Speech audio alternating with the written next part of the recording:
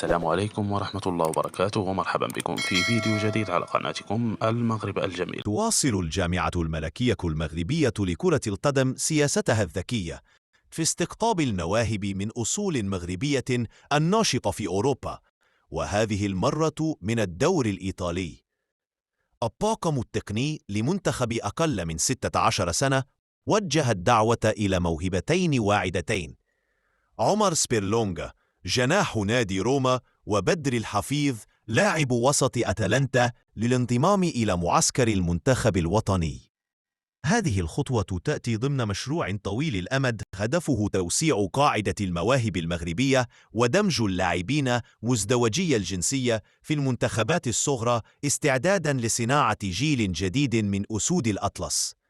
موهبتان تعدان بالكثير، والجامعة تؤكد أن البحث عن جواهر المهجر مستمر بلا توقف.